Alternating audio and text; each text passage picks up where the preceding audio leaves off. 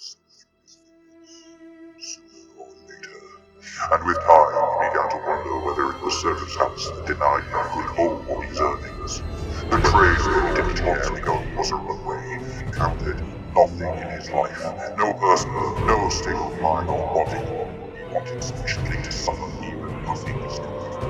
And down the spiral he began. He spent 3 months washed, refreshing himself, even more than the asylum. In other words, ladies and gentlemen, welcome to the Fluffenhammer. Roll the music. Every man lives, not every man truly dies.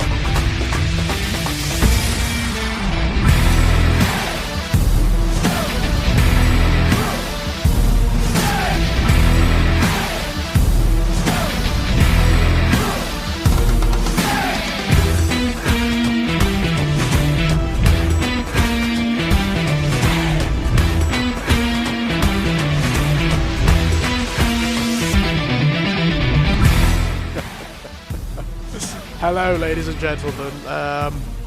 As you might be able to hear, you're going to have to bear with us today. There's a little bit of Nurgle blessings going on. But it makes a change that it's not me this time. Yeah. I don't even know what it is. That's what's annoying. I'm not sure whether... It feels like hay fever to me. Yeah. But, really strong. Stronger than I've ever had it, you know? But, there's mucus. Yay! Mucus and all sorts of nurgly goodness on today's podcast. I mean, people who've been following me on my channel, the Let's Plays and whatnot, will know. They'll know. Because I've been absolutely reveling in, pausing the game, sneezing or blowing my nose, taking those clips and putting them at the end as outtakes. Which I find amusing. Well, everyone's going to have a hobby of some description. Absolutely. Well, it amuses me, and that's that's what matters on the YouTube channel. Well, yeah, exactly. As I've always said, when you're doing this kind of thing, if you're not doing the type of thing that interests you, then there's no point really doing it. Yeah, I'm of the opinion it's a tyranny of one. Yes, it's one man, one vote. You're the man, you have the vote. Absolutely. I mean, not to get too political about it, but they are like self-contained platforms, it seems to me. And your rules go. Oh, yeah, very much so. You are not denying anyone a platform by blocking them or anything like that. They've got their own, they can make their own or whatever. But yeah, and I always endeavour to try and do stuff that I enjoy, like the Fluffenhammer. I think it's best when it's fun. Fluffenhammer, food, mass murder. It's always better when it's fun. Absolutely, and when it's not like just going through like a rote because this has to happen or that has to happen or whatever, which I find is often the problem with a lot of the podcasts that relate not just to Games Workshop but to hobbies in general. Yeah, it's very easy to fall down the path of taking everything a little too seriously. Yeah. Oh God, yeah. If you can't poke fun at the things you love, then they take power of you. Yeah, and it's just like that dedication of energy as well. I mean, both of us have creative hobbies. Well, I'd say hobbies, but obsessions as well. Yeah. And for me, that takes enough of the serious side of my thought and my energy, my animus, Mm-hmm. I'm not interested in investing that into what's supposed to be a hobby, really. No. Your hobby time is there to relax and recharge you and to find the things that make you enjoy being alive. If your hobby time is spent fighting, then you're doing none of those things. You're almost just firing energy into the void. Yeah, well, you're going to be tapping into the same reserves of energy that you use for your more serious endeavours, so it will have a negative effect on both. The hobby will become which can happen so easily. It's happened to me a couple of times. I've seen it happen to other people, where it becomes too serious. You become too entrenched in it or too invested in it somehow. Yeah. You end up, as I say, instead of enjoying the time that you spend doing it, the big black obelisk takes over, and you are the monkey flying the bow and trying to kill the other monkeys. Yeah, it's not really worth it when you get into that point, it becomes antithetical, doesn't it? It becomes an exercise in contradiction. Why bother? If it's making you anxious and it's sapping your energy, why bother with it at all? You know. Mm-hmm. That's not unless it calls your about, mate. you know. Yeah. But yeah, I mean, for me, it's just not what it's about. It's why I'm so slow building my armies and whatnot. And I'm really slow, because I do often find that like things like the painting and the modelling, they do tend to draw on similar reserves as the other creative stuff. So like the writing and whatnot, which is obviously that's always going to be my focus. For me, that's always going to take precedence. Yeah. I've also got this thing where I'm a little bit of a perfectionist with my stuff. It doesn't have to be like technically perfect, but it's got to have like. But you know, I mean, I know there are people out there who are just like, I mean, people on the Fluffenhammer are fucking amazing painters and modelers and whatnot. And that's obviously like it's their principal creative hobby, and it's brilliant. It's absolutely amazing. I can't really do that, but it just has to be of a standard whereby it looks right. You know. You know what I mean? Where it evokes something. For me, it's all about narrative. It's got to have, like, impact. It's got to have, like, this feeling about it where you look at it and you're like, wow, you know, that it communicates something to me. It inspires story in some peculiar kind of way. Yeah. I mean, have you had to go with the contrast paints yet at all? I haven't, no. I mean, I know there's a fair bit of cynicism about them out there, and I can kind of understand that, because part of the hobby is learning how to do it, yeah? Yeah. There is something to be said that you don't really need specialist paints or anything like that. You can technically just go and get, like, a reasonably cheap box of model. This is what I do. I don't use the Games Workshop paints generally.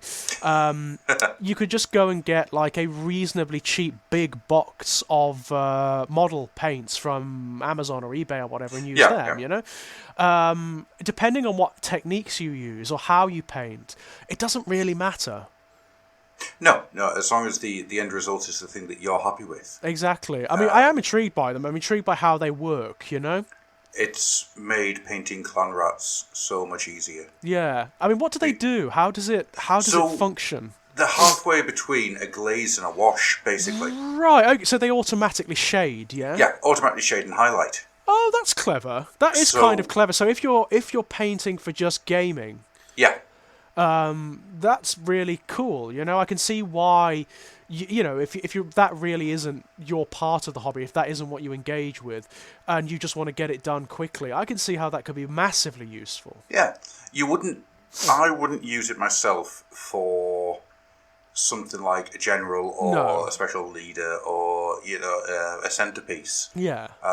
But for something like clan rats, where I've got 300 of the to do. Yes. Horde armies, yeah? Yeah, for something like that, really good. For something like skin. Yeah, I imagine for Apocalypse, you know, which is... Oh, yes, definitely. Know, unless you've already got the miniatures range, then yeah, I imagine it's probably useful. And if they still did, like, an epic scale... Yeah. They'd be awesome, wouldn't they? Something like epic would be absolutely brilliant for. I mean, because I've been testing... I've got a set of them to test out. What I discovered is stuff like skin and cloth. Yeah. It's really good for putting that base on. So right. If you don't want to have plastic grey everywhere. Yeah. Boom, sorted. You've got it done, yeah. 20 minutes and I had a full unit of Orc Boar Riders. That's really cool, as opposed to like the couple of hours it would have otherwise taken you. Yeah, I could definitely see the appeal to that, definitely. And also, like for younger gamers, it's just like a start to show. Oh yeah, you know, to build their confidence a little bit until they can go in and learn like how to highlight and all that kind of thing. Totally. Kind of useful. Although I on the other side of that, I still remember like my earliest failures in the painting. And do you not understanding why it wasn't working? Yes. You know what I mean? I still have those feelings now. I still have those feelings now, but like, you know, when you look at them in the magazines and you're sat there trying to get it to work and you're like, oh, it's not working, it's too thick, it's running everywhere, why can't I get it to look like them? Mm-hmm. You know? And then you just learn, don't you? Either you go one way or the other. You either give up and you throw your toys out of the pram, or you learn, yeah? Yeah. And that experience is useful. The big thing to remember there is, of course, that White Dwarf at the time lied to you about what paints they used. Yeah. Never forget they were using other paints like Umbro and. Of course they bloody were. I mean, I got that very quickly when I was young. Yeah. I got that very bloody quickly. The reason being, like, even like sometimes they would give you like a painting guide, and the shades would be wrong. Yes. They'd say, "Oh, we used this and this." No, and it's like you can look at the miniature and say, "No, you bloody didn't." I remember the very first painting guide I got. Yeah. It was not long after I got Hero Quest, and we were in Oxford.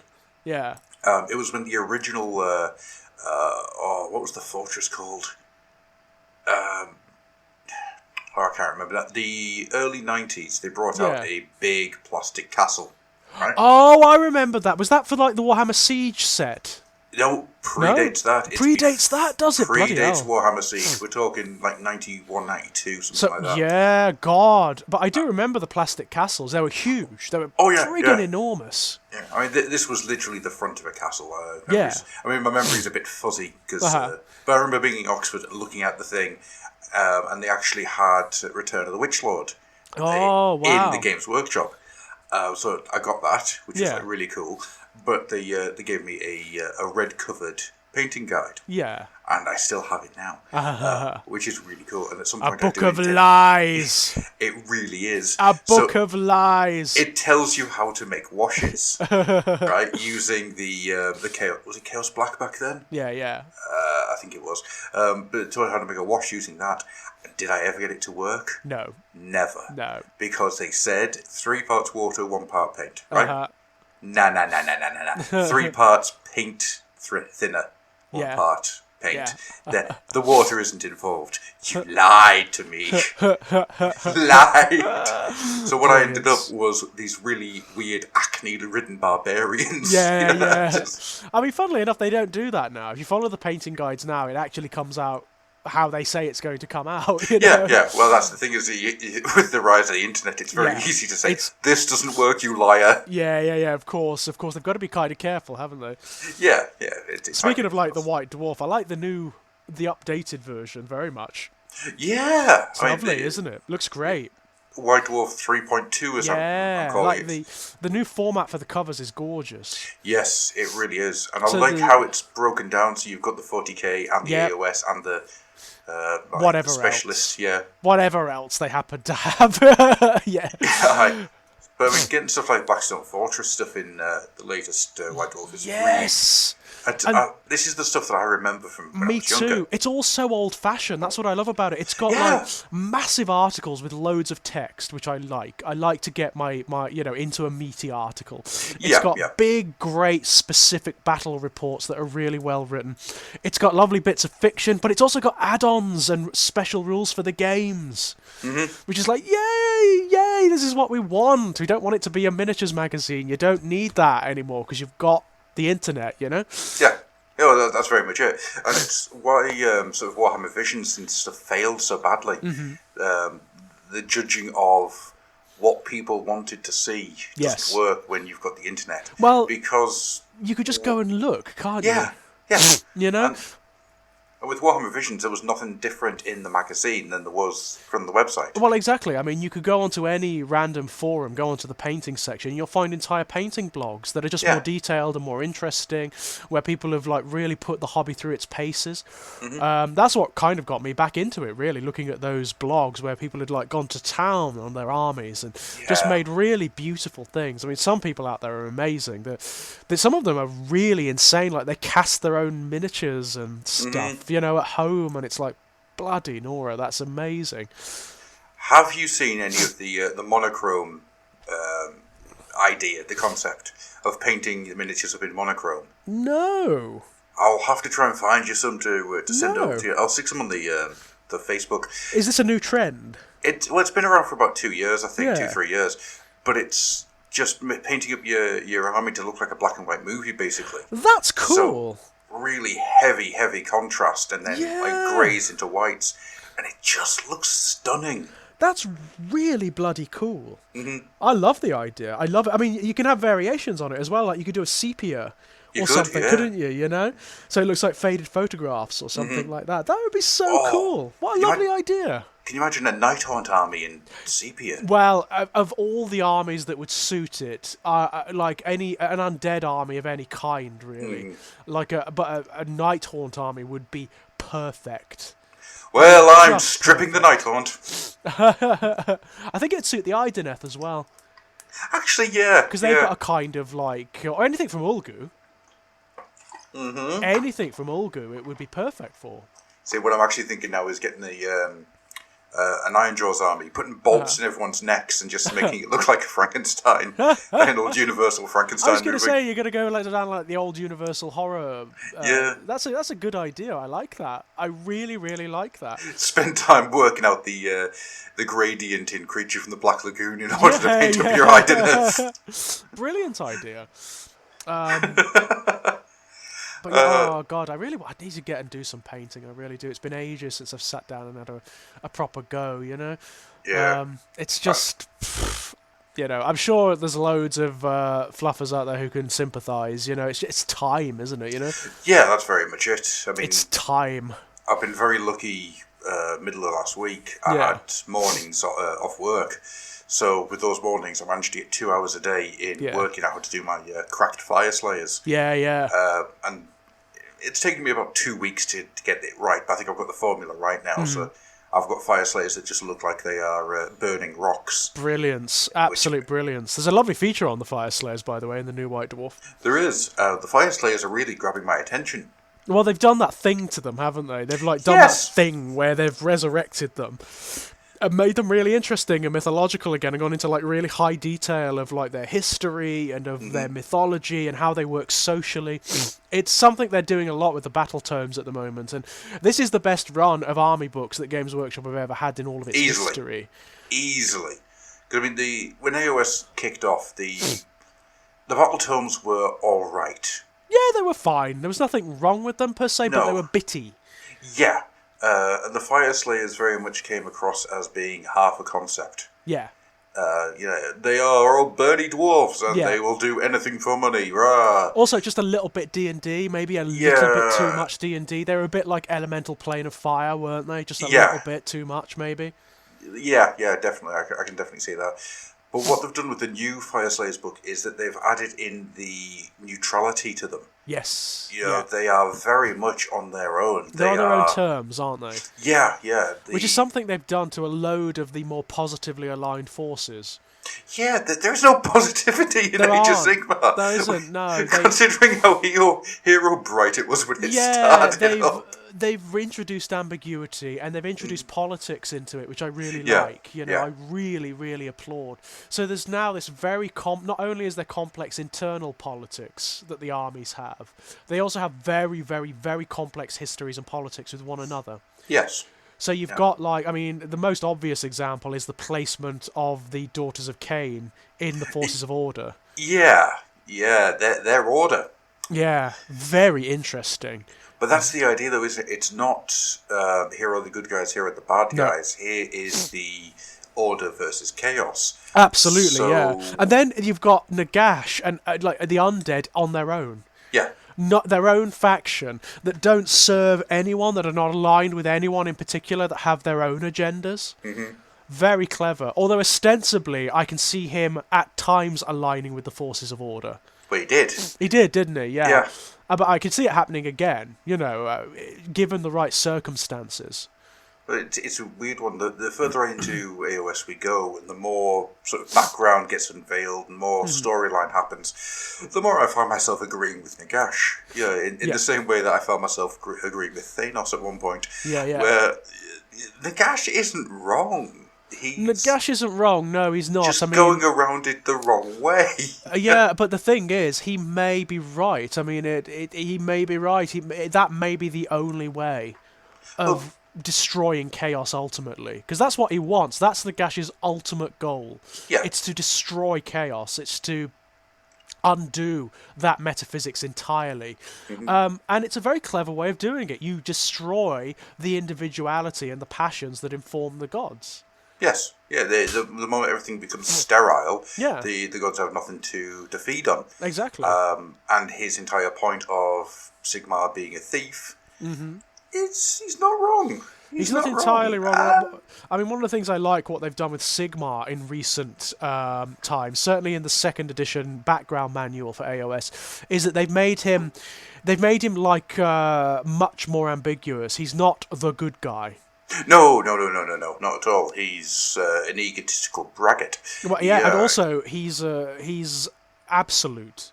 You know, he's absolute law and order in all of its most, not just its positive connotations, but its negative connotations. So he's not just law and order; he's oppression as well. He is totalitarianism. And intolerance, Yeah. I wrote. It sort of fell by the wayside, but I started what will probably be a novel at some point if I can get it out there.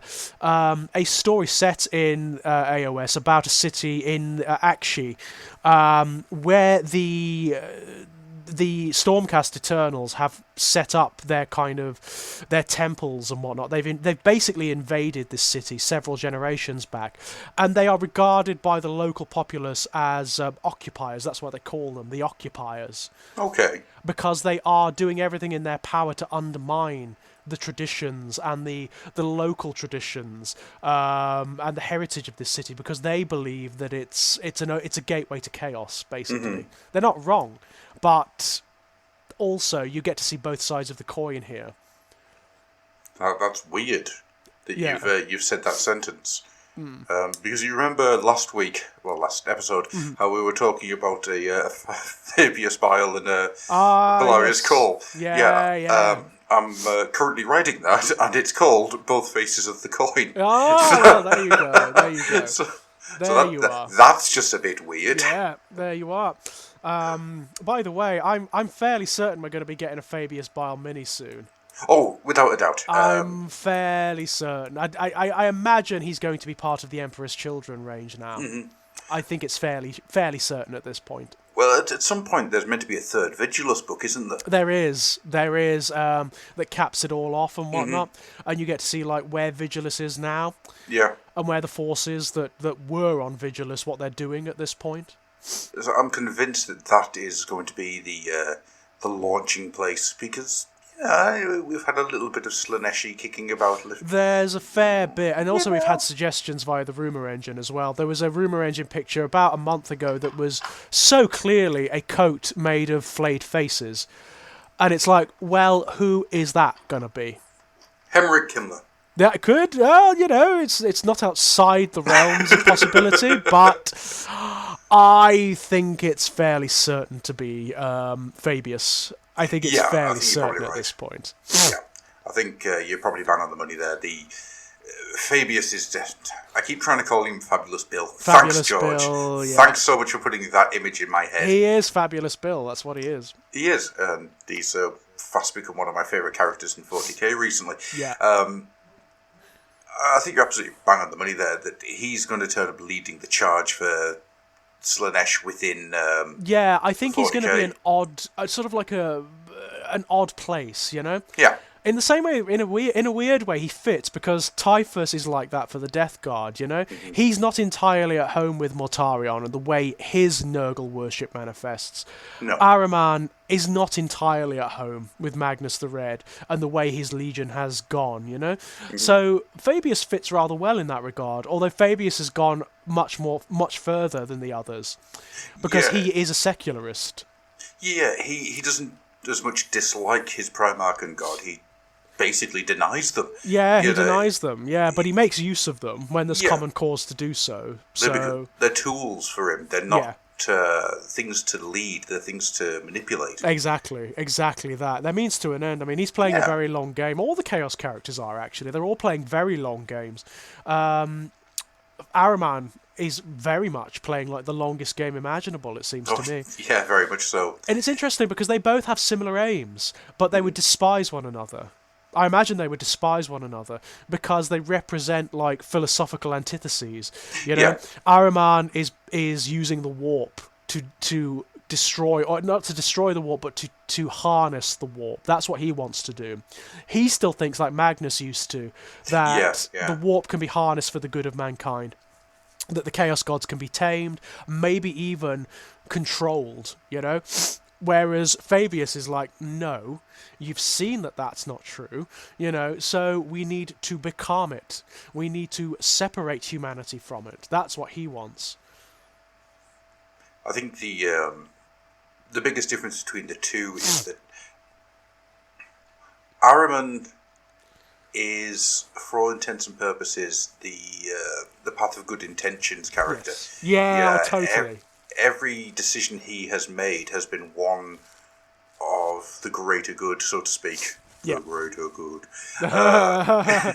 Crusty jugglers. Whilst Fabius, although his goals are the same, is very much built on ego. He fell due to his own hubris rather than... Well, Fabius is kind of like the ultimate Darwinian, isn't he, you know? He is about the survival of the fittest, and that's it. And he believes only the strong should survive. Ahriman doesn't necessarily believe that. Ahriman, in his own weird way, is kind of a humanitarian. Yeah, actually. You know, he wants humanity, like Magnus used to but doesn't anymore. He wants humanity to ascend. He wants it to transcend itself through revelation, through learning, through the harnessing of the warp, essentially. And he still seems to think it's possible after everything. He still seems to think it's possible, which is, it's laudable in a way. You know, you've got to give him chops for that. I mean, he is, in that regard, the ultimate Tzeentchian character, because this is exactly the dynamic that Tzeentch preys on. Yeah, everything is working against the railway track. Yeah, there is. But they keep going. You know, it's like they refuse. Just keeps building. Yeah. They refuse to capitulate to fate or to destiny, no matter how often it's demonstrated that they are its puppets. Yes. They don't surrender. So Ahriman is the ultimate puppet of Tzeentch in that regard. Yeah, he refuses to step down and take the knee, and yet does exactly what Tzeentch wants him to do. Yeah. And also goes against Tzeentch's plans, which is within Tzeentch's plans. Yeah, so that's because that's the nature of Tzeentch, isn't it? He is so contradictory. Everything is according to plan. I mean, that's the way that all of the Chaos Gods have been subtly rewritten in recent years, just subtly to emphasize different elements of them. So Nurgle has become much more like a classical god. So he's become more a god of like classical paganism, where it's about the cycles of life and whatnot, which was there earlier on, but it was never emphasized to the degree it is now. Slaanesh has changed probably the most of all of them, because his whole dynamic has been changed. You know, he's no longer coalesced around the core emotion of desire. It's now the extremity of emotion that informs Slaanesh. So it can be any. It can be any emotion. Tzeentch, what they've done with Tzeentch is that they've acknowledged his ambiguity and his contradiction. So he's become more like a Lovecraftian god now. Yeah, in a way. Yeah, so I can see that. In the background bits that talk about Tzeentch in the army books and whatnot, you get these contradictory voices talking to one another, where one voice will say this, one voice will say that, one voice will say something else, and that is Tzeentch talking to itself. It is endlessly contradictory and endlessly ambiguous, because it is all things. You know, Tzeentch encompasses almost everything. I like to think that Tzeentch, you know the old myth of the talking with many voices? Yes, yeah. But I like to think that Tzeentch speaks in many voices, all of which are vaguely familiar. Yeah, yeah. Like, for example, one of the voices would be a barely discernible impression of Jack Nicholson. You know, it would all be stuff like that. Voices that you almost recognise, but don't quite. No, but can't quite understand. Yeah, can't quite realise where they're from. Yeah, absolutely. It's when you hear somebody in a film or something. I know that voice. Where do I know that voice from? Yeah. Yeah, definitely. I mean, Tzeentch is in many respects the most legitimate, alongside Nurgle, I'd say, the most legitimately divine of the Chaos powers. Yeah. Without a shadow of a doubt. And probably the one, if I were going to lay odds on the one that could potentially overbalance the Great Game and do it in such a way that he comes out on top, it would be him. Yeah. It would be him, definitely. Although he is also the orchestrator of the Great Game. That's very true, yeah. It set up the game that he should win, but... He's the one that keeps it in balance. It's interesting. It's really fascinating. And also, you know, there's the notion that, his plans are far-reaching, but it doesn't even matter if he does achieve them, because he will immediately, if he does, do something to break them. Yes, because it's not the end result that's the important part, it's the continuous game. Exactly. I can't remember which book it was in, but I remember reading a bit of the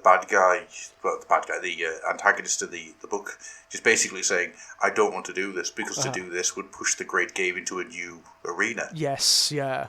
I think was it in Soul Wars? I can't remember now. But, and I quite like that as an idea.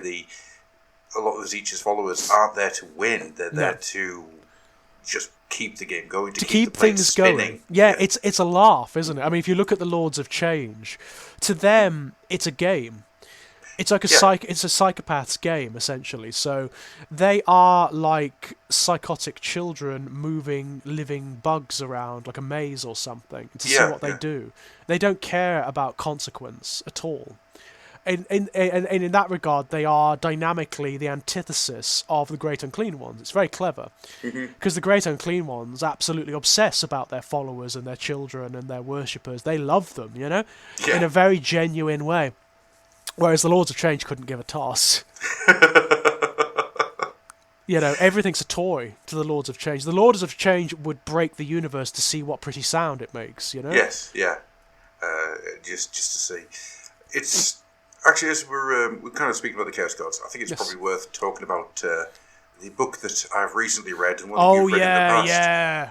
Because with the rise of Warhammer Horror, as it takes place, and the horror of Warhammer Horror is becoming really interesting stuff to read, in the middle of it, you get the Lords of Silence, a 40k almost sidequel to the Dark Imperium and those books. Because there's no other way of putting it. Lords of Silence is horrible. Oh, it's great. Yeah, it's it really. Chris Wright. I've read a couple of his works from the Black Library, and he does that very particular thing where, when he writes about an army or a force or a piece of the background, he really captures the essential ethos of it. Oh, yeah. Like the essential ethos. And this is about the Death Guard. It's about a particular splinter of the Death Guard called the Lords of Silence. Yeah. And he gets them. He really, really gets how they work. He really does. It unsettled me in a way that I haven't been unsettled in quite some time. It's gross, isn't it? I mean, it's absolutely disgusting at times, you know? But it really emphasises how the Death Guard are not one note. The worshippers of Nurgle are not one note. They have various different states of psychology and obsession and stages of their inculcation into Nurgle worship, you know? Yeah, yeah. Where it goes through suffering the like of which is beyond imagining. It's the worst thing. It is like the ultimate surrender of your body, of your mind, of everything. It's the loss of everything. And then throughout the other end where you learn to celebrate that status, where you find potential in it. There's a bit in it I remember so well, because there's a bit where the Lords of Silence go back. I think it's in retrospect, actually. They go back to the Plague Planet. Yes, yeah, it's like a flashback sequence. That's right, and they're talking. The main character is talking about how he wanders amongst the various slopes and temples of this world, and he encounters lots of the Death Guard there, all of whom have their own weird obsessions. You know, they're all like they've experienced this incredible sort of narrowing of their minds to the point whereby they obsess over very particular things, and they can be things that don't matter at all. Like how many days can you fit on your armor? Exactly that. Because this is Nurgle. This is what Nurgle is about. You know. See, that got me. Yeah. That got me quite badly. Because it's good, isn't it? Well, it's an updating of the counting the grains of sand. Exactly. It's genius. It's very clever. It's very, very clever. And it's so easy to make forces like the Death Guard one note, where they are all just sort of like horrific, and they're all sort of like, oh, worship Nurgle, blah, blah, blah. But they're not in this. They're all distinct characters first and foremost. Yeah, and they question themselves as well. Like the main character, the narrator, he questions what he's doing all the time. Like how he came to this point, from his former nobility. I love the portrayal of Mortarion as well. Oh, yeah. He's mad. He's completely and utterly broken. He's bonkers, isn't he? He's like... The way this book portrays Mortarion is as this great mouldering saint on his throne at the heart of the Black Manse. And he's endlessly, like, babbling contradiction. He doesn't even know where he is. No. He's like, sometimes he's babbling about the past, you know, about stuff that happened, stuff that didn't happen, stuff that he lived, stuff that he maybe dreamed. And you've got all of these Death Guard around him sort of taking his words as though they're holy writ, you know, these fevered ravings as though they're holy writ. It is absolutely stunning. I love that portrayal of Mortarion. It's interesting as well. Have you read Plague War yet? Haven't, no, the sequel to Dark Imperium. I haven't. So, it's...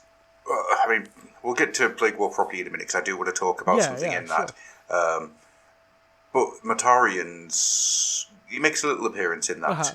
And the appearance he's got in there... Because I read this the wrong way around. I read Plague War first, and it got me into the idea of reading Lords of Silence. Oh, I see. And I wish I'd done it the other way around. Yeah. Because the Mortarion in Lords of Silence is an idiot savant, basically. Yeah. He is this babbling brook of madness that is just burbling and falling and crying and screaming and laughing. And then he gets a focus. Yes, it's Reboot, isn't it? Yeah, and the focus turns him round and he just, you know, the... Whoa, I'm going to kick you in the face.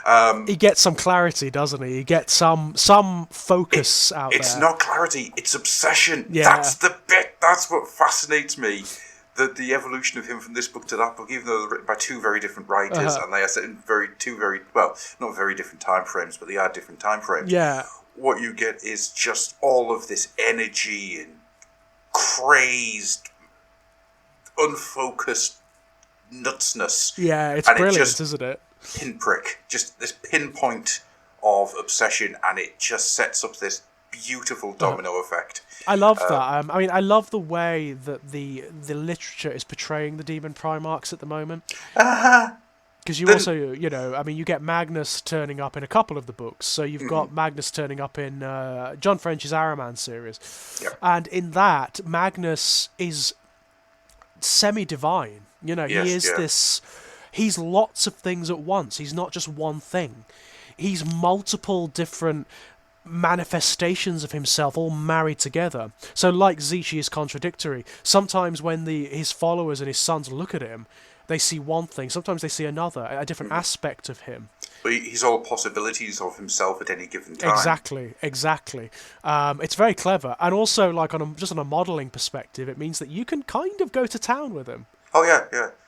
I still to this day want to make a Lord of Change out of Magnus. Yeah. Because that model is beautiful. Oh, I mean, I need to finish my Magnus. He is just the way they've obviously looked at this and said, look, this is a demon Primarch, okay? This is like something people have been waiting for literally decades.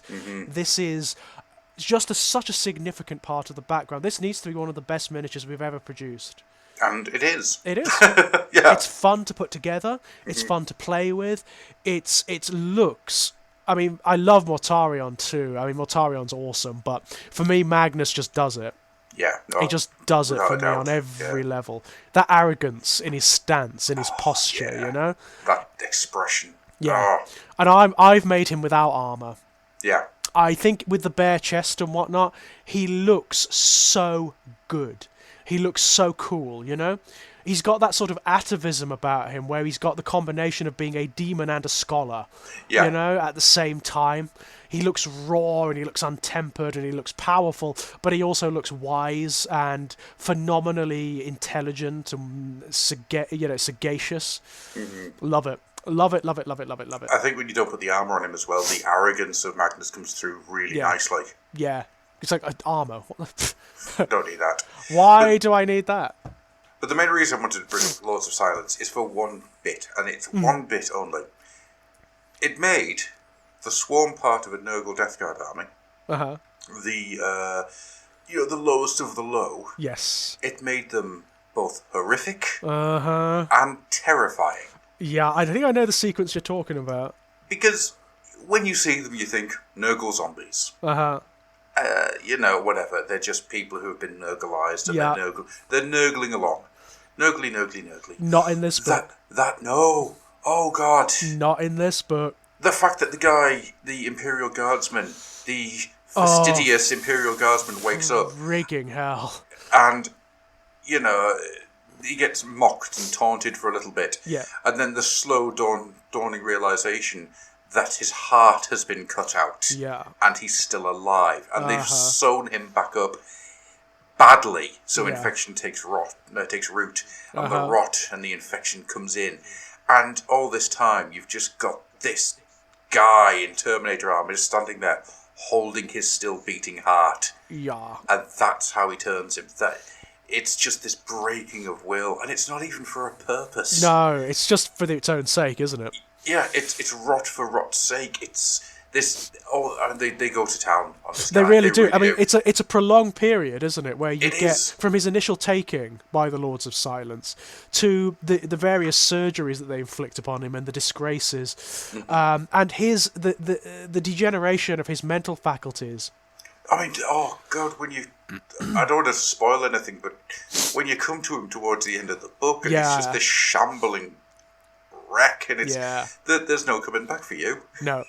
Never. Not on any level. I mean, because his soul is now corrupt too. You know, I mean, he's going to go, to Nurgle's garden after this. So it is damnation, isn't it? It's ultimate damnation. It's true damnation, because there's also no way of becoming Lord of damnation. No. There's no way that he can rise up the ranks or become something that is looked on fondly. The Unchanged, and that name, the insult that's in that name. It is the insult inherent. Yeah, absolutely. Yeah, it's very good. It's very good. I loved it. I loved that sequence. This is what I mean by it unsettled me. Yeah. Because I read that sequence and I had to put the book down for a little bit. Yeah, it is that good. I mean, I know it's an odd thing to say about the Black Library stuff, because it does tend to be pulpy and fun, Yeah. But this is actually really good horror. It's excellent body horror. Yeah. It's Cronenbergian at its finest. Absolutely. More of this, please. Less guns shooting and more of the sensual detail, the sort of intimacy of it, Intimacy is a very good word, the intimacy of it. I mean, there's another good... there was a book, not a book, but a short story released as part of the last Christmas calendar by Aaron Dembski Bowden, which is... It's a kind of sequel to Betrayer, so it focuses on the World Eaters and their fleet after Angron has ascended.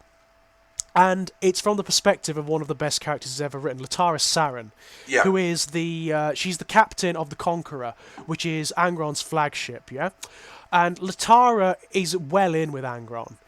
He absolutely respects her. He likes her a lot, and she gets away with saying a lot to him that even the other World Eaters wouldn't get away with, right? Right. And it's about...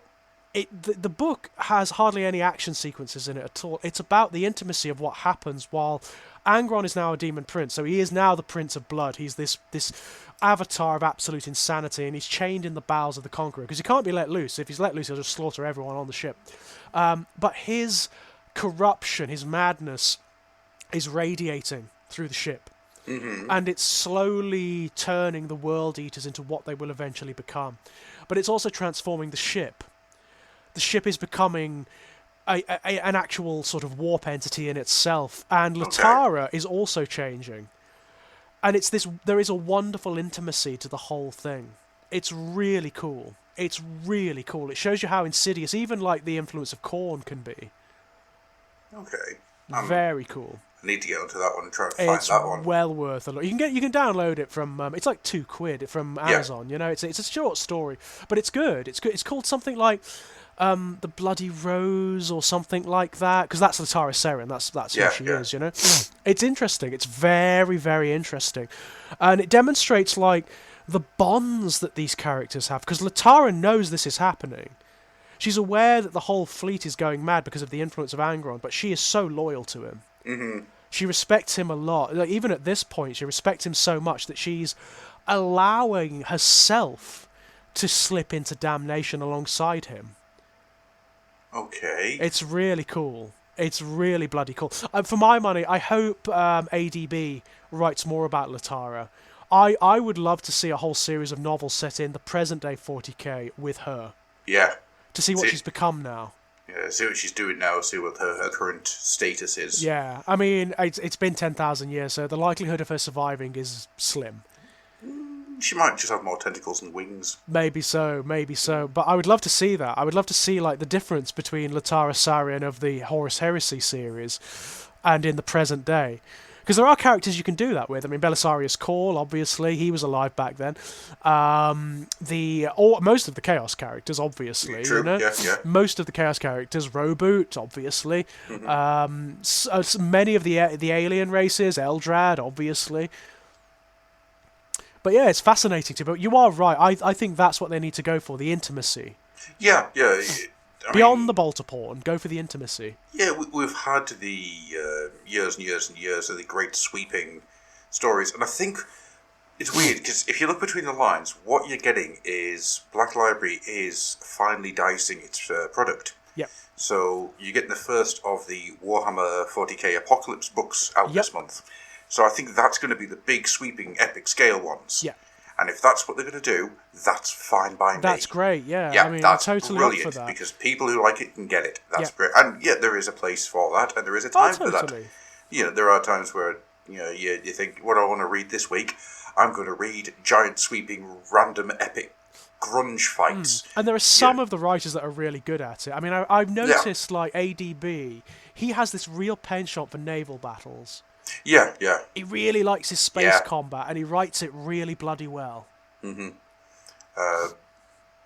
But what's been grabbing me of late is the smaller stories. Me too. AOS is getting really good at them as well. Yes, it is. It really is. And the fantasy battle side used to be very bad at that. Yeah, I mean, yes and no.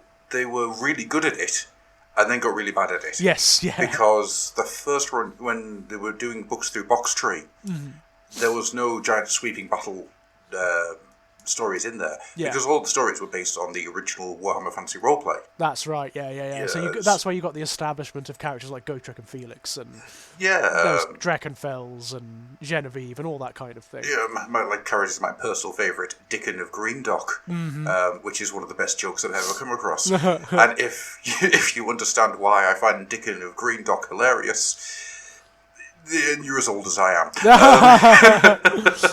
It's a Dixon of Dock Green joke for younger listeners. Yeah, I didn't get that. So, I mean, there is a little bit of an age gap between us. It's not a massive one, but there is a little one, isn't there? Yeah, there's enough there for... stuff like Dixon the Dock Green I used to watch with my granddad. So, it's all stuff like that. That's beyond me, that one. I wouldn't have got that one. There was a Z-Cars joke in there as well somewhere. I can't remember I do know what Z-Cars is, but again, slightly before my time. Yeah. Brian Blessed's first ever appearance. Yeah, I know, right? Which ties things back around because there's a new Gotrek book coming out. Is there with Brian, yeah? Yep. Oh, so cool. That should be out 2 months' time, I think it is. So, fabulous stuff. Quite excited about that. Have you listened to the first of the Warhammer horror books with Doug Bradley? I have. The Wicked and the Damned. Doug! Oh, he's so good at this stuff. He's so perfect for this. More. Yes, please, come on. More. I'm annoyed that Valdemar is a character that isn't going to be reappearing. Well, he definitely is. I mean, I suppose he could, but... He could? There's the potential for it, but... I wouldn't bet on it, No. I wouldn't bet on it. I want Doug Bradley playing Yarrick. Yeah, actually, he's perfect for Yarrick. He is. He's absolutely perfect for him. The Wicked and the Damned, or as I like to call it, Warhammer Hammer Horror. Yeah, that's pretty much what it is. I was impressed by that. I read the other one first. I read Maledictions. Yeah. And Maledictions is good too. Maledictions, it's less consistent. There are some very good stories. There are some not quite as good.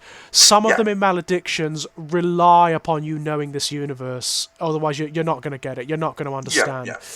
The Wicked and the Damned, which I've just finished, is it The Wicked and the Damned or The Wretched and the Damned? The Wicked and the Damned. The Wicked and the Damned, which I've just finished, is actually genuinely good horror. I can actually see people from the other circles I operate in reading The Wicked and the Damned and then wanting to read more in these universes, you know? Yeah, without a doubt.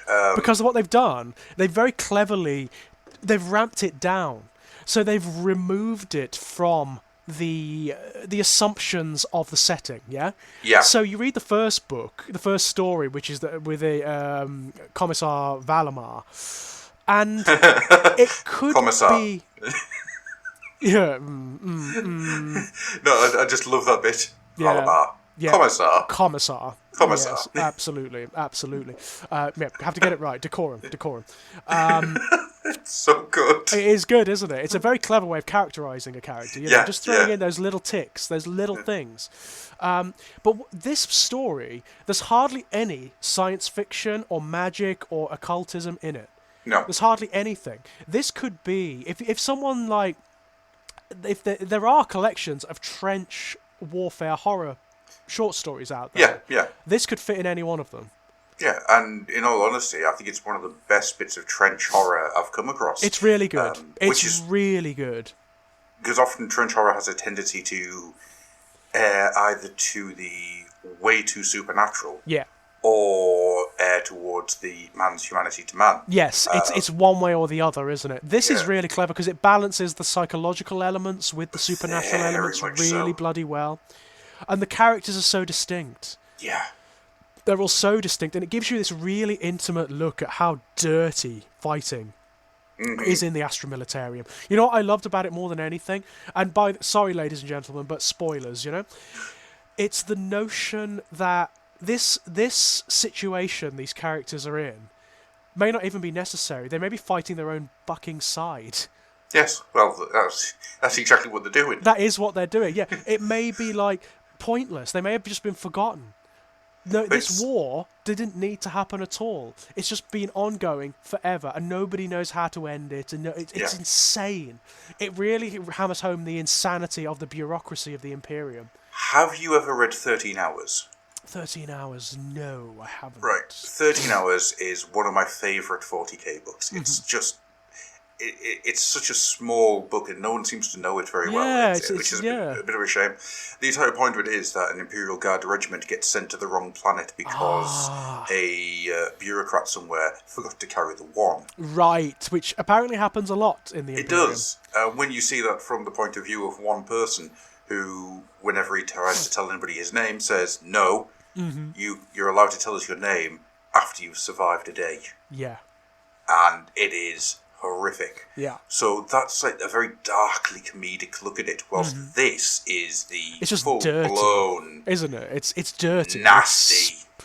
It's grim. It shows you the effect that these situations have on individuals. You know, on their states of mind. Everyone in this book is broken. Yeah. I mean, the one guy who I think I can't remember his name now. The one guy who I think I can stand behind is the egotistical son of the Lord, the captain, who, you know, you get the idea that he's just a nasty piece of work, but in reality, he's probably the person who's got everything together the most. Well, he gets it, doesn't he? Yeah. He actually sees what is going on with Valamar, and you're like, yeah. He's right. He's absolutely right. But because of the natural order of obeisance in these situations, he can't do anything about it. No, that's one of the worst parts of the book. The fact that Valamar operates outside of any jurisdiction, really. Yeah. And he's just like, you know, oh, you looked at me funny, so I shot him. Yeah. It's insane. This guy, and you know, he's the protagonist. He's the narrator. It's a dark piece of work, and I'm glad that it went like where it went. You know. Yeah, me too. There's no redemption. No. Whatsoever. It's a meat grinder of a story because you feel everything. You go through every single step with these characters, and I think one of the important parts of that one is that. At no point does the veil get pulled back and look, demons, or whatever. It's not like the manipulations of the warp or anything like that. It's not like some... Because I thought, you know when he keeps seeing the blue eyes? Yeah. I thought, is this like the Changeling?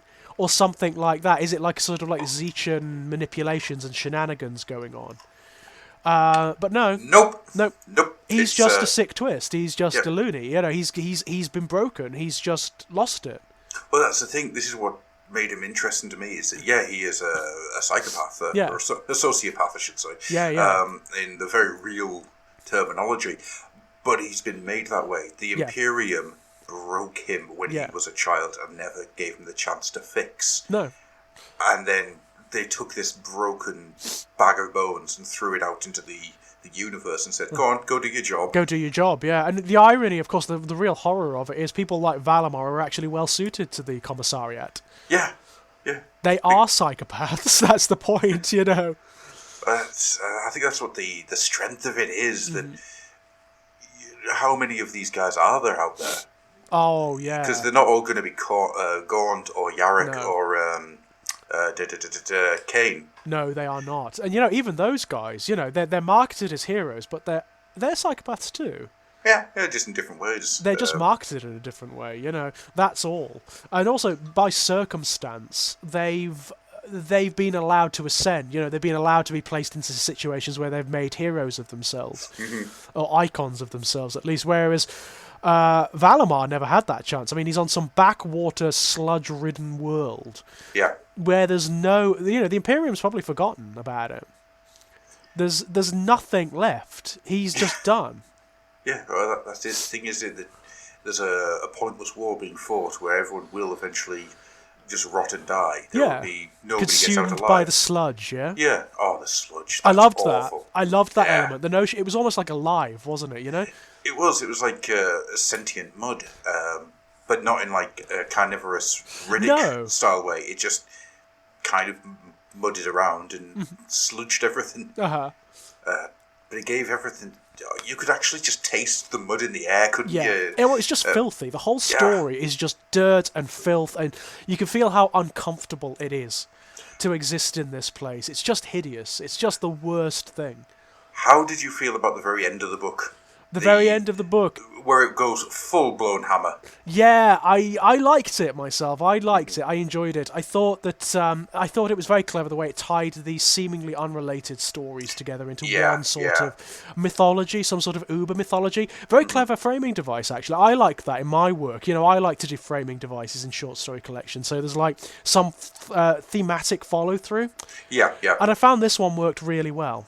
I was very impressed. I mean, when I was younger, I mean, like sort of 15 to 20 or so, I voraciously devoured old Hammer Horror anthology series. Yeah. I love them. I love them to bits. There's some of them are just brilliant. Some of them are terrible. Yeah. Especially towards the ends of Hammer's existence. Yes, some of them there are some really bad atrocious, ones. Yeah. Especially when you get the monkey's paw for the fourth time. Yeah, for the come on. Yeah, they love that story, don't they? Yeah. But it reminded me one of, I can't remember what it was called now, but it was 5 guys sitting in a train telling their stories. And it becomes apparent that behind one set of people is a benevolent spirit and behind the other one is a malevolent spirit. Right. And it's, depending on how they're telling the stories, is where they're going to get off the train. Oh, that's cool. And it reminded me a lot of that. Not as much the storytelling, but the atmosphere that it gave. Yeah. All 3 of these stories have their own distinct personality and setting, and there is no real follow-through from one to the other until you get to the end. Until you get to the end. Then you realise, like, what's really happening here. Yeah. And I like that. I like the fact that each of the stories is distinct. Very much so. The nature of damnation for each one of the characters is different. Yeah. Like, the most sympathetic I find is the priest in the last one. Yeah, because he does everything he does through faith and love. I liked him. I wanted him to, like, be okay, you know? Yeah, it's not happening. No, it really was. I mean, fucking hell, that thing that's chasing them around, that's shrieking, hail change, hail change. Yeah. I mean, I love the body horror in that one. The elaboration of the creature is amazing. Yeah. It's proper like The Thing, isn't it? You know, it's proper body horror. It is, and it reminded me a lot of the the Alien 3 scripts from over the years, where no matter where you go or what you do, you will not escape. You cannot escape. Yeah. Not just because this thing is hunting you down, but because this thing is already in front of you. Yeah. And hunting you down, and also blocking off the exits. Yeah, it's the ethos of Alien Isolation, isn't it? No hurry to get to you. Yeah. And that's what makes it worse. You never know where it is. Yeah, and with this thing, of course, you don't even know like what its capacities are because it's warp touched. Yeah. So I mean, there's that wonderful double bluff where you think they've done it. Mm-hmm. You think they've expelled the thing. No. No. We're not going to spoil what happens there, I think. But no. I know that we've kind of spoiled the first story, but well, the thing is, I yes mean, and no, on a wider scale, I don't understand the notion of spoilers anyway. I think they're a bit silly. I think they're an internet thing. A good story is a good story. It doesn't matter if you know what happens in it. No, but on the other hand, I also don't want to take away chunks that are going to viscerally scar you. Yeah, absolutely. I don't want to blunt people's enjoyment of these things. No. But yeah, it's a good series. It's a really good collection. I was very impressed with it. I'm going to be writing a review of it for Ginger Nuts of Horror relatively soon. Oh, sweet. I did one for Maledictions recently. I think that has to be published yet. But yeah, I enjoyed it a lot, actually. This one more than Maledictions, I would say. Maledictions is like the lighter one. Maledictions is the entry point, yeah, I think. Definitely. This is for Warhammer fans to get into horror rather than horror fans the to other get way Warhammer. around. Yeah, totally. Whilst The Wicked and the Damned is very much grabbing the horror people and saying, come play in our universe for a bit. Well, they're really trying to broaden into that demographic, aren't they? They're really trying to like say, look, you might enjoy this. There's stuff in here that we know you enjoy, so come and take a look. Yeah. Mm-hmm. Yeah. Have you tried Perdition yet? No. Flames of Perdition. It's decent. I was a little disappointed with it because I came to it straight after Wicked and the Damned. I wish I'd given it a bit more time. Yeah. But it's decent. It's really good. Mm-hmm. It's just after the mistake of going, right, well, that's The Wicked and the Damned finished. Yeah. I should have gone for a palate cleanser. Yes, yeah. But I didn't. That's on me. I mean, the other thing I'm reading at the moment is Solar Wars. Oh, yes. Which is the entry to the Horus Heresy, like the end game of the Horus Heresy. I mean, they say it's the end game, but there are going to be loads of books. Well, I think there's 12 planned, isn't there? Yeah, there's going to be loads. I mean, the thing is, this part of the Horus Heresy, there's so much to do. Yeah, I mean, they need to tie a lot of loose ends together. That seems to be what they're trying to do. If Solar Wars is anything to go by, because it's by John French, which is one of my favourite writers in the Black Library. He did the Ahriman series. Yeah. And it is big. It's expansive. There's no clear narrator in it. So which might put people off because it does bounce around all over the place. So you've got stuff happening here on Terra, you've got stuff happening here with Rogel Dawn, you've got stuff happening here with some of the remembrances from the previous books. You've got stuff happening out there in space at the outer edges of Terra, where Horus's fleet is just translated in. You've got stuff happening over here with the Iron Warriors and stuff happening over here with Abaddon. It's all sort of over the place, but it's good. I mean, it's well written. It's very well written, and it's doing a good job of setting up the stage. From what I understand, I haven't read Solar Wars yet, and what I've basically decided to do is I'm going right back to the beginning of the Horus Heresy. Probably a good idea. Everything from scratch. Probably a good idea. I mean, there's some you can miss. Don't read Battle for the Abyss. It's just a waste of time. Yeah, I don't intend to. It's a waste of time. What I've done over the years is I've kind of dipped in and out. I've never read them in order. I've just picked up different ones here and there. And, so I want to really very much try to make the through line all the way through. Because, that's no small task. No, it's not. There's a lot to get through. There's a lot of stuff here. Yeah, this. If I was in a some kind of horror anthology, this would be my downfall. Yeah.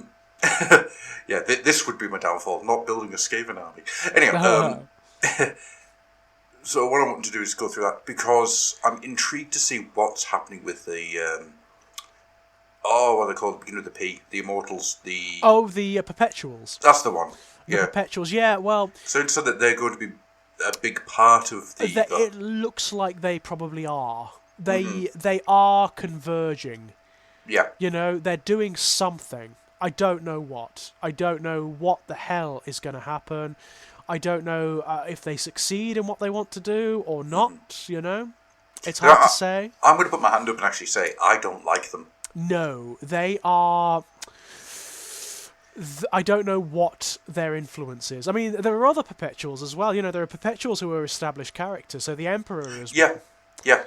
There's something about the idea of them, the very concept of them that I don't know. It feels. It almost feels like too much of a step. I can't put my finger on what it is about them. It's a big new element, isn't it? It's a very big new element. I mean, it's one of the very few things that the Horus Heresy series doesn't just reinvent; it introduces them. Yeah, yeah. Vulcan is one too. Mm-hmm. Yeah, so I understand. Vulcan can't die, so he's out there somewhere. Mm-hmm. Oh, well, we already knew that. Yeah, literally out there somewhere. Because like perpetuals, you can burn them to ash, and they still come back. Yeah, they can survive exterminus. Yeah. All the cells start to rebuild. What's fascinating me is like what's going to happen to the established characters, the ones who've been there since the beginning. So Garviel Loken, he's around still. Yeah. Nathaniel Garrow, he's still around. What's going to happen to him? Little Horus Aximand, what part is he going to play? Yeah. I just don't know. Little characters, the remembrances like Mercedes Utalon and whatnot, but they are here. They are actually in and around the Sol system in the Siege for Terra, and they are converging. There seem to be lines of fate and destiny drawing them together for some reason. Who knows? It looks like there's stuff happening underneath and beyond the established time frame. So we know the broad strokes of what happens at the Siege of Terra. We know, everybody knows. But there are all of these intrigues happening underneath it that seem to have other agendas and other outcomes. So who knows? Yeah. Who knows? Oh yes, the question going forward though is that what is this going to be? How much is going to get changed for what we've experienced in the past? I think they're going to be rather brave. Crossing my fingers, I hope they're going to be rather brave, and I hope they're going to change some stuff. I think, stuff's definitely going to get changed, and I think So, when you think about the Siege of Terra, what we've had in the past has literally been a 5-page story. Out now on the Fluffenhammer YouTubes, by the way, twice, because I did it twice to fix the fact that the first version wasn't very good, and just like little cutaway boxes and stuff in codexes. We've never had a full narrative before for it. No, we haven't. Which, on one hand, will be good because having a full narrative that's concrete would be a really good thing to have. But on the other hand, I don't know, there's something about the demystifying of it locks it in, doesn't it? It does. It makes it like a gospel, you know? Yeah, rather than myth. Yes, I know what you mean. There is something to be said for that, for keeping it vague, yeah? Yeah, definitely. There is something to be said for that. That said, what I hope they do with it is introduce, like, they take what's been established and they turn it on its head a little bit. Yeah. So what does actually happen in that confrontation between the Emperor and Horus? Because it's not just the big smackdown fight. I think there's going to be like layers of confrontation happening. They're in the warp, they're in some sort of psychic plane. And they're not necessarily fighting, maybe they're discussing.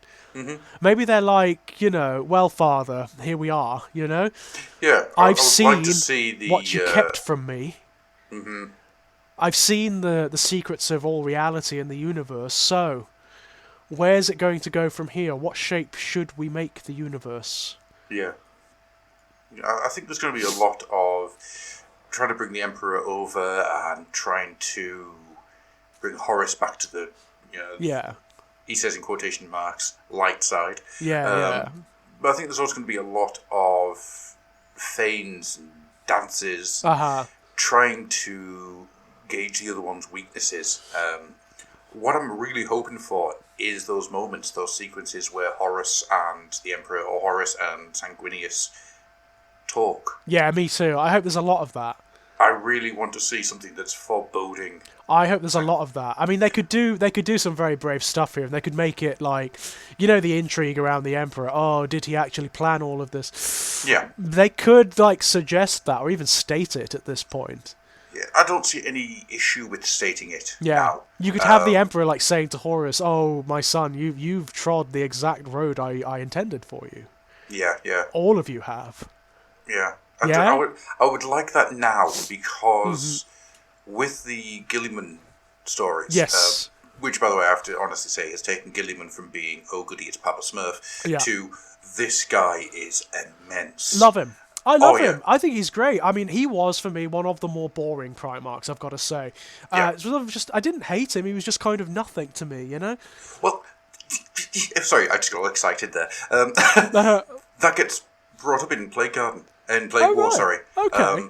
Where Gilliman is, people think of him as being the bland Primarch. Yes, yeah. But then you have one sentence, and this is why I want you to read it. Yes. Rage so fierce should not belong in the eyes of a face so perfect. Okay, interesting. And interesting. It's the best bit in any 40k book I've ever read because I'll tell you, of what it is. When I started to pay attention to him, it was during the Unremembered Empire. Yeah. Because he demonstrates that of the loyalist Primarchs, he's the most level-headed. He is not a fanatic. He's really very, very pragmatic. Mm-hmm. And if the survival of the Imperium and of mankind means going against his father's laws, he'll do it. Yeah. He'll do it. It's like, well, this is the obvious thing to do. I like him. I think he's great. Yeah, I love him to bits. I think he's fantastic. But to go back to what I was saying before, the fact that we now know that Gilliman spoke to the Emperor and the Emperor saw him not, I'm trying to remember the exact wording, not as the return of the favoured son, but on discovering his favourite tool. Yep. That alone, you can do stuff with in the past. The beginnings of those, that sensation when the Emperor still has that little bit of humanity to him before he becomes the wraith ghost of the spaceways. Yeah.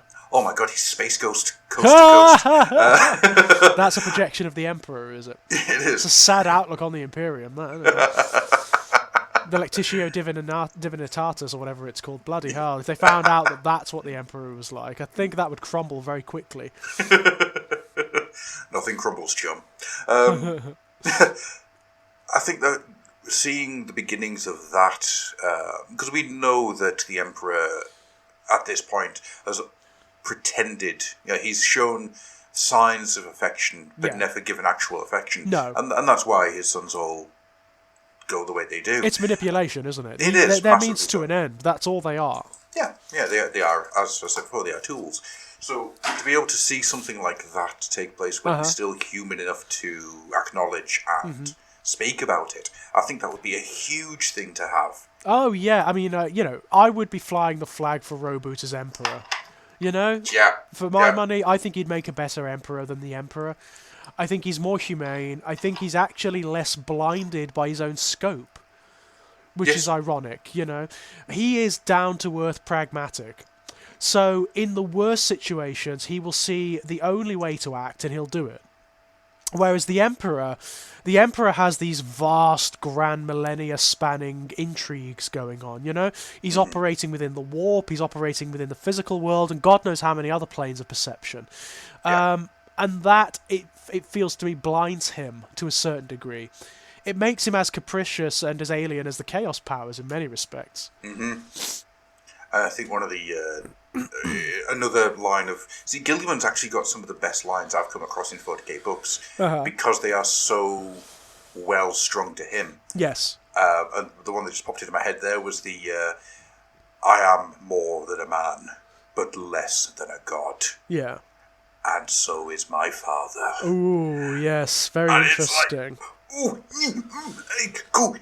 Oh, you're so cool. That's a very, within the present day Imperium, that is a very contentious statement, isn't it?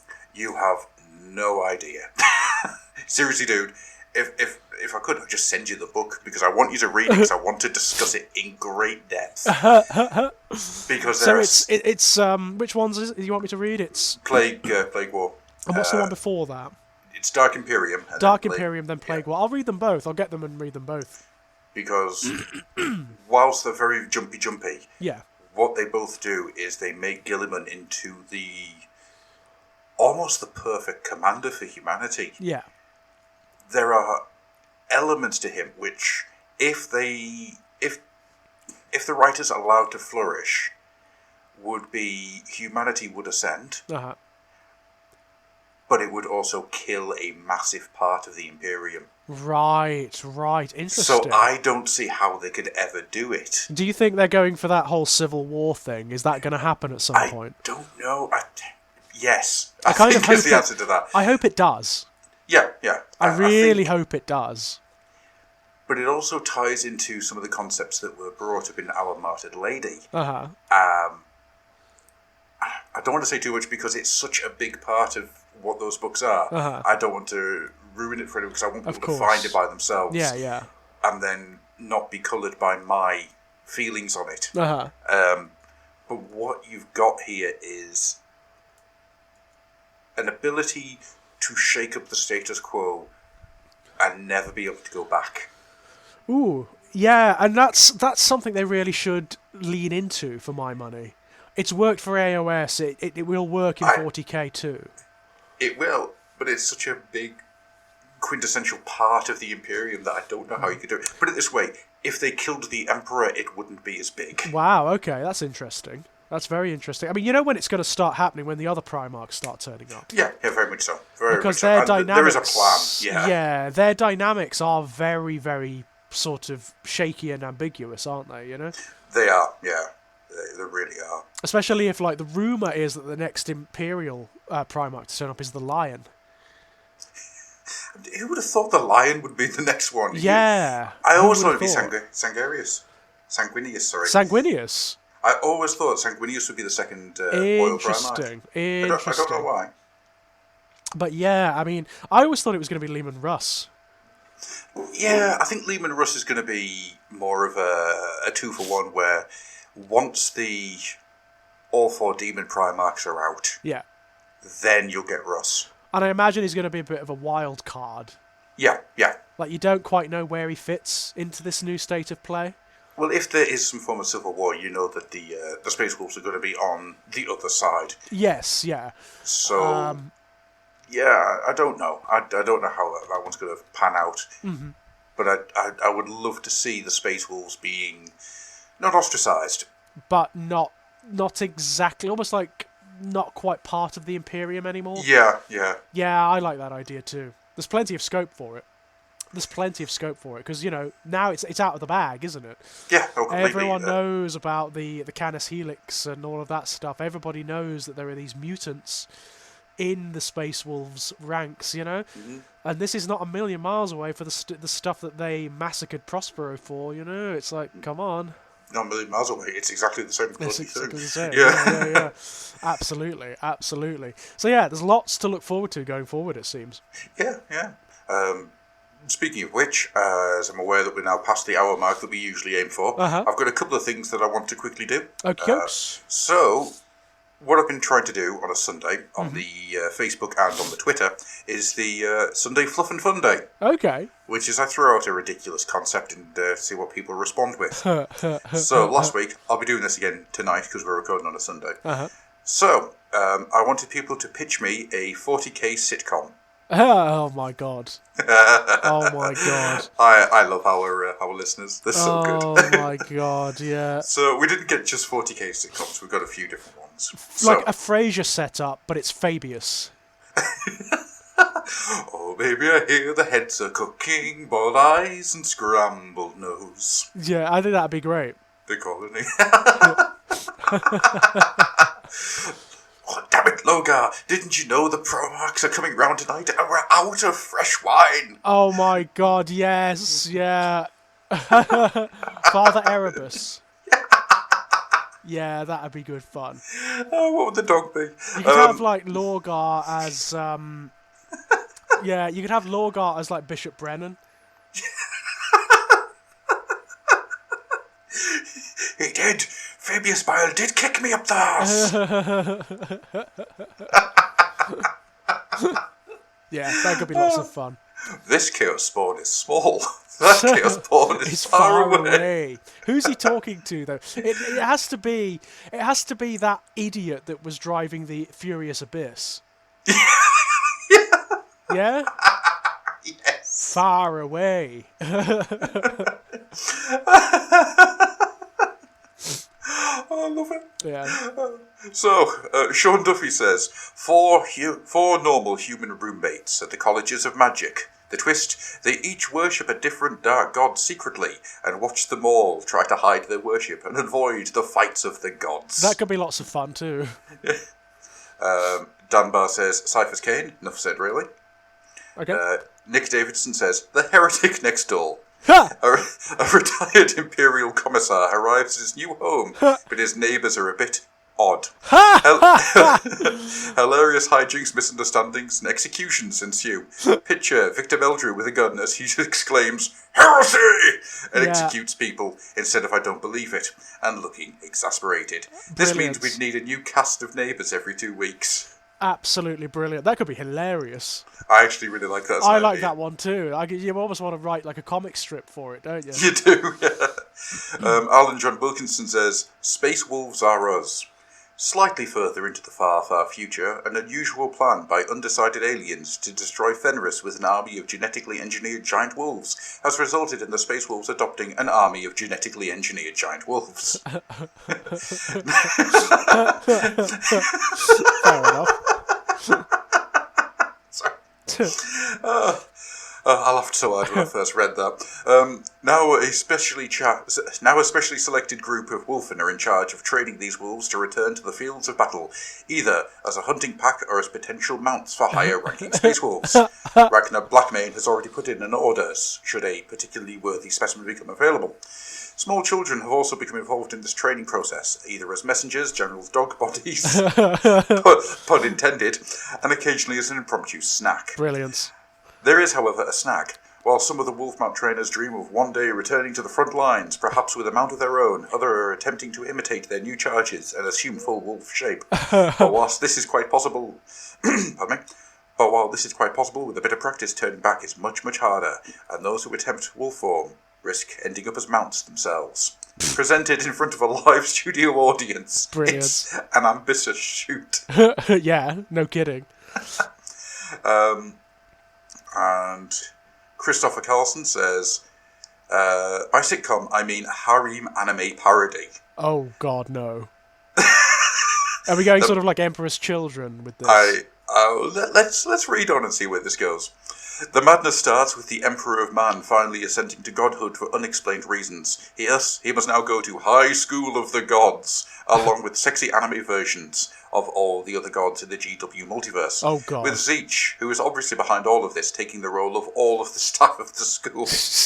From headmistress to janitor, all looking alike to the same blue-haired MILF type who laughs foo-foo-foo a lot. Korn is the all-aggro, all-the-time sundry battle beast girl. Slaanesh keeps going from ara-ara to oh-ho-ho. I'm sorry if I'm pronouncing these incorrectly, I have no idea.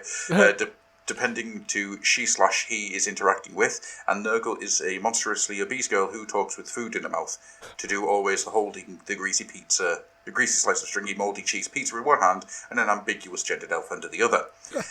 They are all real into our protagonist, Emperor Kun, who is having none of this silliness in a very Jirato Kujo way. They also share the same body type. Good grief indeed. Yeah. That's not covering all of the other gods, like the horned rat girl who lives in the fence.